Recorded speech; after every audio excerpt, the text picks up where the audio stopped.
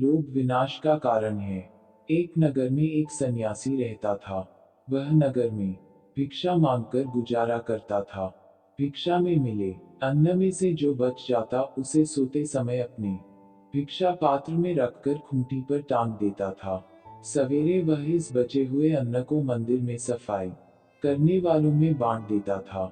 एक दिन उस मंदिर में रहने वाले चूहों ने आकर अपने राजा से कहा, हे स्वामी, इस मंदिर का पुजारी रोज रात को बहुत सारे पकवान अपने भिक्षा पात्र में रखकर खूंटी पर टांग देता है।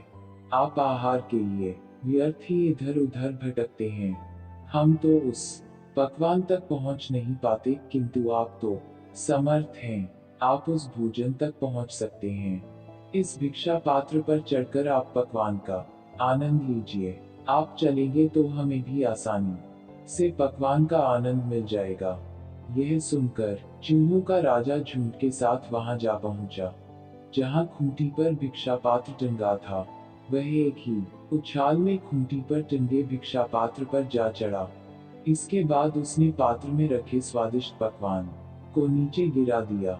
सभी चूहों ने पेट भरकर पकवान खाया। राजा चूहे ने भी पेट भरकर भोजन किया। इस प्रकार वह हर रात अन्य चूहों को पकवान खिलाया करता और स्वयं भी खाता। सन्यासी अपनी ओर से पूरी तरह सावधान रहता और चूहों को भगाने की पूरी कोशिश करता, लेकिन जैसे ही उसे नींद आती, चूहा राजा अपनी सेना लेकर पहुंच जाता और भिक्षा पात्र में रखे हुए भोजन को चटकर जाता। सन्यासी ने तंग आकर एक दिन भोजन की रक्षा करने के लिए नया ही उपाय किया।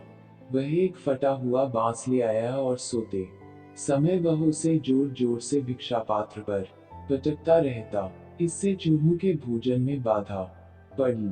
कितनी ही बार वे चोट के डर से बिना खाए ही भाग जाते। एक दिन सन्यासी का एक मित्र उसका मेहमान बनकर आया। रात को दोनों भोजन करके लेट गए।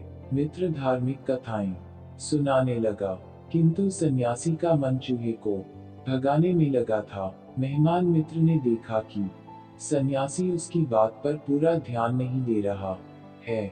उसे क्रोध आ गया। उसने सन्यासी से कहा, तू मेरे साथ प्रेम पूर्वक बातचीत नहीं कर रहा है। तेरे अंदर अहंकार पैदा हो गया है। इस पर सन्यासी ने कहा, ऐसा मत कहो। तुम मेरे परमप्रिय मित्र हो। मैं तो चूहे को भगाने में लगा हुआ था।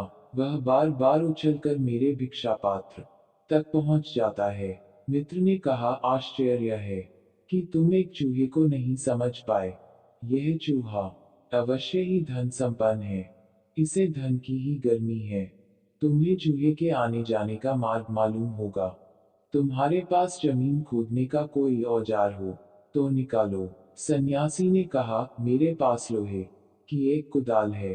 दोनों मिलकर चूहे के बिल तक पहुंच गए और बिल खोदकर उसकी सारी धन दौलत निकाल लाए। सन्यासी के मित्र ने प्रसन्न होकर कहा, अब तुम निश्चित होकर सोओ। वह दुष्ट चूहा इस धन के बल पर ही इतनी ऊंची छलांग लगाया करता था।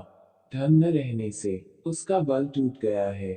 अब कोशिश करने पर भी वह तुम्हारे भिक्षा पात्र तक नहीं पहुंच पाएगा।